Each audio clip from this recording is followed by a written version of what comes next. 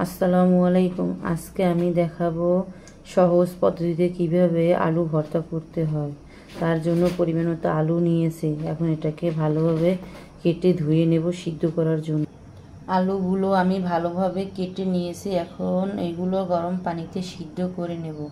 সিদ্ধ করার জন্য কড়াইতে দিয়ে দেব। গরম পানির ভিতর আমি সিদ্ধ করার জন্য আলু দিয়ে দিয়েছি। এটাকে ভালোভাবে সিদ্ধ করে নেব। দেখেন আমি আলু ভর্তা করার জন্য কি নিয়েছি। পেঁয়াজ কুচি করে নিয়েছি 2 পিস, তার ভিতর ধনেপাতা কুচি, তার ভিতর গোটা শুকনো মরিচ। আপনারা যে ঝাল পছন্দ করেন সে ঝালটা বাড়িয়ে দেবেন। আমি একটু ঝাল বেশি খাই তাই একটু মরিচটা বাড়িয়ে দিয়েছি। দেখেন আলুটা ভালোভাবে সিদ্ধ হয়ে গেছে। এখন আলুটাকে নামিয়ে নেব ভর্তা করার জন্য। আলু ভর্তা করার জন্য শুকনো মরিচ ভালো করে ভেজে নেব।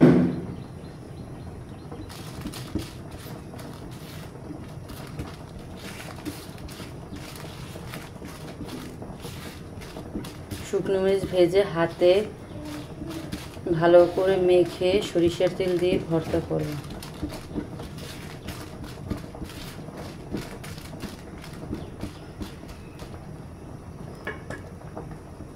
আমি এখন ভালো করে ভর্তাটা মেখে নেব। পরিমাণ মতো লবণ দিয়ে দিলাম। এখন এটাকে ভালো করে গুঁড়ো করে নিতে হবে।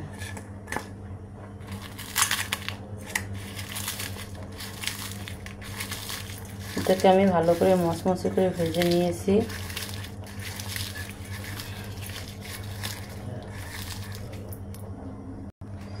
ভালো করে আমার মরিচ গুঁড়ো করা হয়ে গিয়েছে। এখন এর ভিতর পেঁয়াজ কুচি দিয়ে দেব। এটাকে ভালো করে আমার মেখে নিতে হবে। এর ভিতর ধনেপাতা কুচি মেখে নেব। এটাকে ভালো করে মেখে নিতে হবে।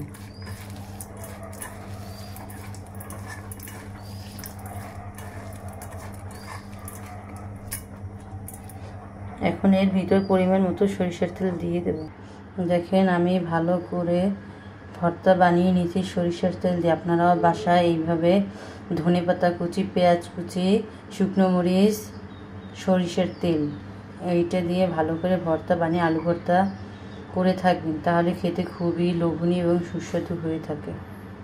আমি আলুটা ভালোভাবে ছিলিয়ে নিয়েছি। এখন এটাকে ভালো করে ভর্তা করে নেব।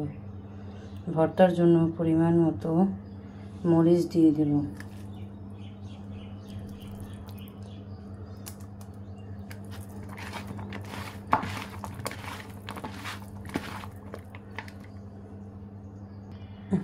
দেখেন আমি ভালো করে ভর্তা মেখে নিয়েছি।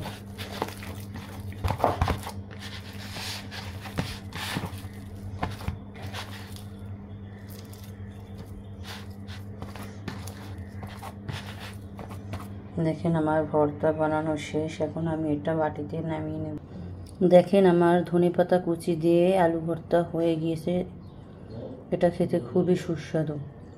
আপনারা বাসায় সরিষার তেল দিয়ে ধনেপাতা কুচি দিয়ে সহজ পদ্ধতিতে আলু ভর্তা করে থাকবেন। আপনাদের খেতে খুবই ভালো লাগবে। আপনাদের ভালো লাগলে আমাকে শেয়ার করে দিবেন এবং লাইক কমেন্ট দিয়ে পাশে থাকবেন। আসসালামু আলাইকুম। এখানে বিদায় নিচ্ছি। আবার দেখা হবে আগামী রান্না নিয়ে।